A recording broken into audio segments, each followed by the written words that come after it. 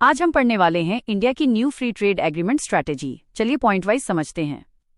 सबसे पहले समझिए FTA यानी फ्री ट्रेड एग्रीमेंट, मतलब दो या ज्यादा देशों के बीच टैरिफ और ट्रेड बैरियर्स कम करना।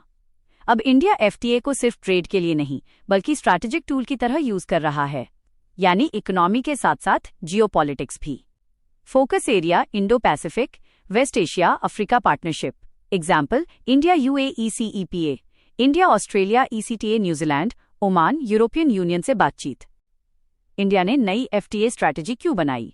ग्लोबल जियोपॉलिटिक्स बदल रही है, दुनिया मल्टीपोलर बन रही है, वर्ल्ड ट्रेड ऑर्गेनाइजेशन कमजोर हो रहा है।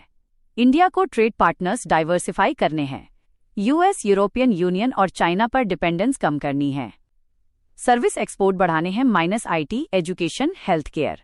अब FTA इक्वल्स स्ट्रैटेजिक जोड़, इकोनॉमिक टूल। चाइना +1 स्ट्रैटेजी और सप्लाई चेन। आज ग्लोबल कंपनियां चाइना पर डिपेंडेंस कम करना चाहती हैं, माइनस इसे कहते हैं चाइना +1 स्ट्रैटेजी। इंडिया FTA के जरिए मैन्युफैक्चरिंग और इन्वेस्टमेंट अट्रैक्ट कर रहा है। Linked initiative make in India production, linked incentive scheme, Atmanirbhar Bharat goal -India को ग्लोबल वैल्यू चेन में इंटीग्रेट करना। ट्रेड डाइवर्सिफिकेशन और मार्केट एक्सेस, FTA से नए मार्केट खुलते हैं, अफ्रीका, वेस्ट एशिया, यूरोप में export chance. Foreign direct investment बढ़ता है, डिजिटल ट्रेड, फिनटेक और सर्विस सेक्टर शामिल होते हैं। एग्जाम्पल -E FTA डील से बड़ा FDI प्रॉमिस, मतलब एक्सपोर्ट जोड़ इन्वेस्टमेंट दोनों बढ़ते हैं। इंडिया की FTA पॉलिसी की चुनौतियां, हर पॉलिसी के कुछ चैलेंज होते हैं। ट्रेड डेफिसिट बढ़ सकता है, non tariff barriers, quality standard, IPR rules, MSME किसान रबर ग्रोवर्स को नुकसान।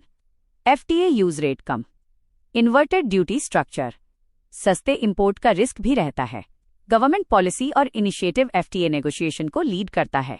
Ministry of commerce and industry government के steps, make in India, PLI scheme, Atmanirbhar Bharat, strong rules of origin, anti dumping duty, infrastructure और skill development. पुराने FTA review जैसे ASEAN गोल balanced और fair trade agreement.